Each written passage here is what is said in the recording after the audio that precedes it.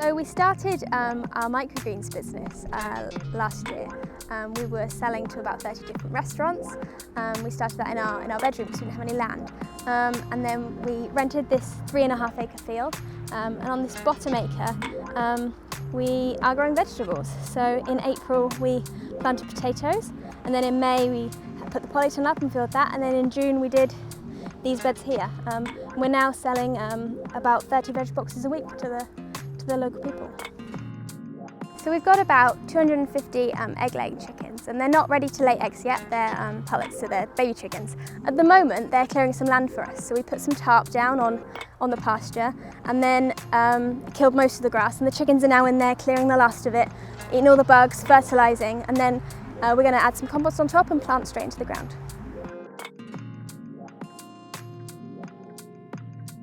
Here we are on the beautiful and incredible Langtons farm, which they only started back in March, and they've already achieved a phenomenal amount of beautiful produce and work.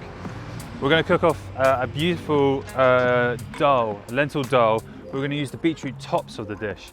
So we're going to save the beetroot for a completely separate dish, and the beetroot tops are going to add the lovely zingy, floral, leafy notes that we might use instead of spinach or chard.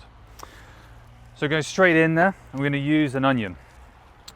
Lovely, fresh, young onion, has great flavour. And I'm going to repeat again, if it's fresh, it has life in it. If it has life in it, it has flavour. So that's why localness is so important, because it has flavour. And because it has flavour, I don't need to use 3 or 4 onions that taste bland or nothing from, let's say, a supermarket.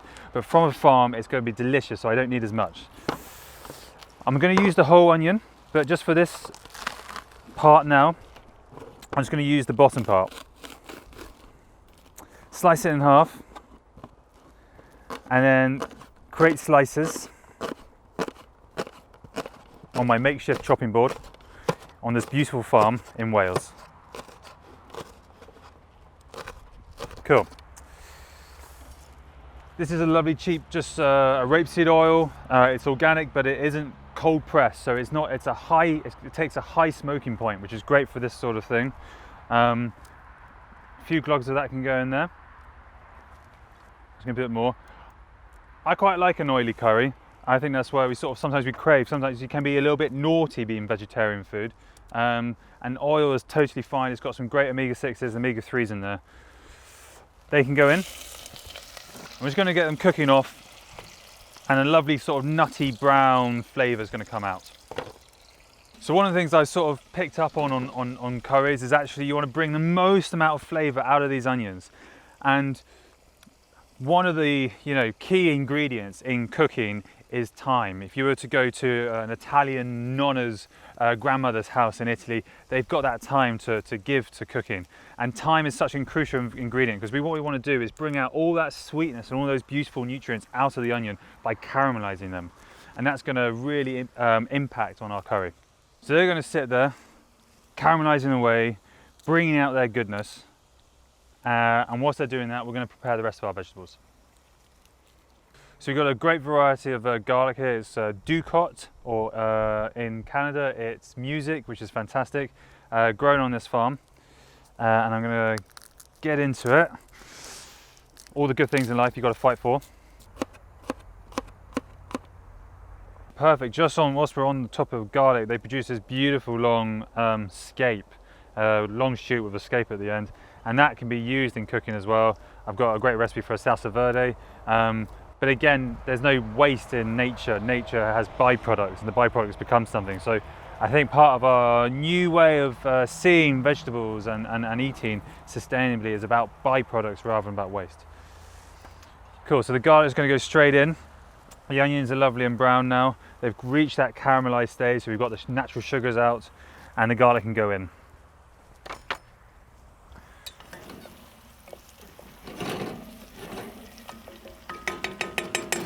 So they're happy in there. I've got some cumin seeds. I'm just going to put a couple of sprinkles of them in there. And what you want with the cumin seeds, you just release them a little bit, make them a little bit more soft and a little bit more relaxed about the whole cooking process. It's like giving them an extra drink on a Saturday night, just completely relax them. Bring out their nuttiness, bring out their spice, and then after 2 minutes, we're going to add the softer spices, the ground spices, and these don't need very long cooking. They just need to, again, just to release that initial flavour. So I've got a mixture here. I've got my own mix of turmeric, ground coriander, black onion seeds, and a bit of ground ginger, so they can go in. And with spice, you don't really need a lot because it's quite powerful stuff. And then finally, just a little bit of this as well. This is just a little bit of curry powder. It's a bit naughty for me, but I just quite like that flavour.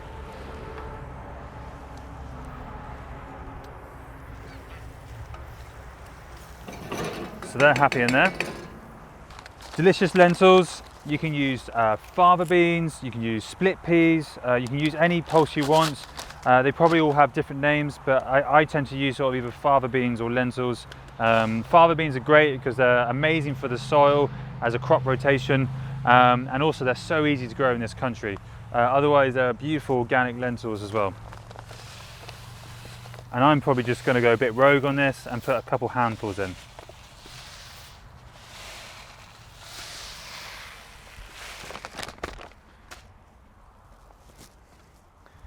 Give that a stir, let the lentils meet all the spices. And now I was going to top it up with some water. So our lentil dals now are simmering away. All those flavours are meeting each other and they're relaxed. And now we're going to move on to the tomato. And the tomato is great for sweetness. It's so fresh and so delicious. We're just going to add that raw straight in.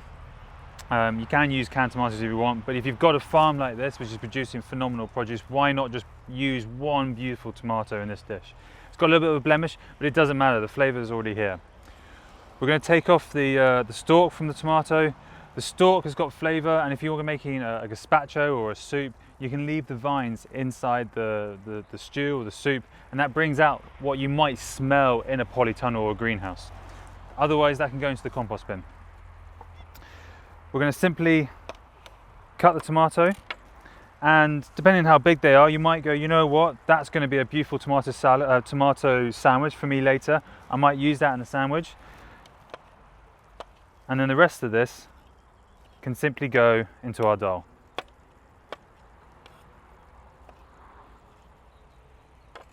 I'm going to pour that in now.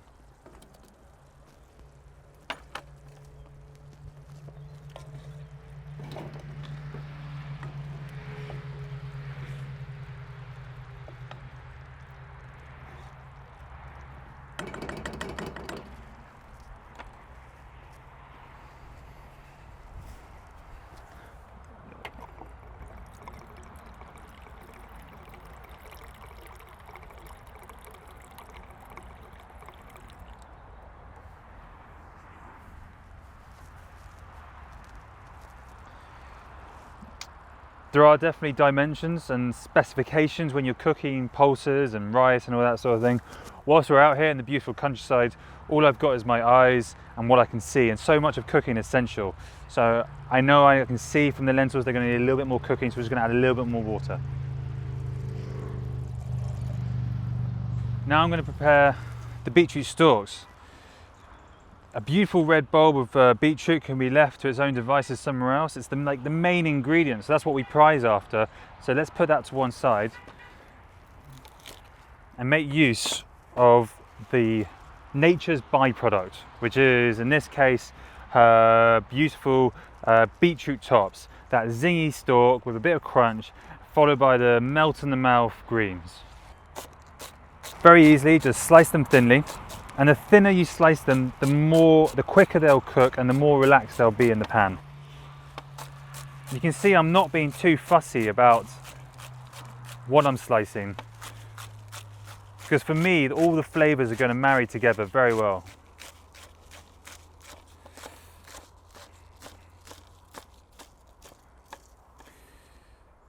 So if you want to, for example, create like a sagaloo, so that's your spinach element in your curry dish, why not try a beetroot leaf aloo, as it were, and use up the whole vegetable instead of going straight to the supermarket aisle and open up a plastic case of spinach that's normally tasteless.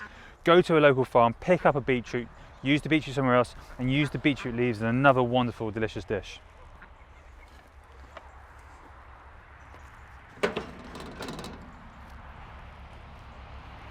These can now go inside as well. Because they're fresh and delicious, they're going to release their own water, which is going to seep into the curry. And that water is also a holder for flavour.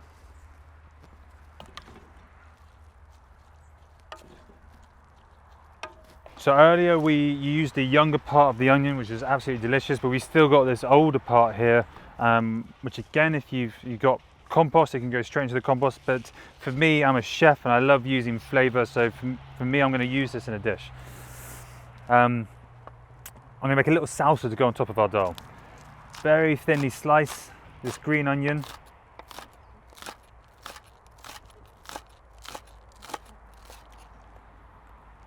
That's perfect. Again, this can be used in another dish, a pakora or a bhaji. Use it just like how you would onions, but do not throw it away. At the very, very worst case scenario, put it in your compost.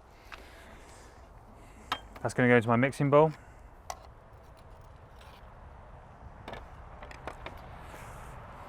I've got this lovely radish. What's the name of this radish? Don't know yet. Okay. We've got this beautiful radish. It's a little bit more fiery than normal radishes, but I'm going to just slice it up again thinly, mix it with the onions to create our salsa. Tops off, compost, or use it in the dal, or however you want. In half, and again, slice it nice and thin.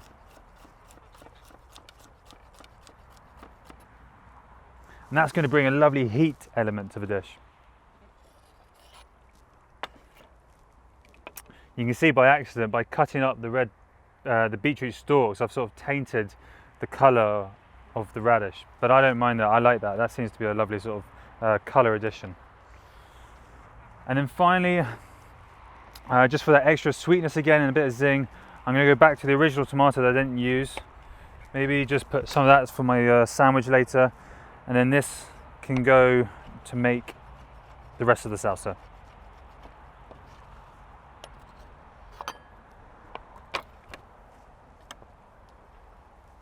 Give that a stir.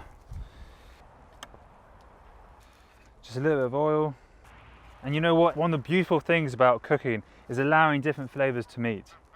And sometimes letting time to bring out that combination really helps. So with a salsa like this, it doesn't want to be too long, but just giving it a little bit of a mash or a push around will just allow the onion to meet the tomato to meet the radish, and suddenly we've got a great big party going on in there. I'm really happy with the lentils. They've still got a bit of bite to them, but they're lovely and soft. The flavours are all working very well. And you can see all the different textures going on in there. The sweetness from the tomatoes have got a really rich colour. We're going to finish it with our wonderful salsa, a bit of fieriness from the radish, but also a bit of sweetness and a bit of zing. And finally, just finish it with a bit more cold pressed oil. Beetroot leaf dal, straight from Langtons farm.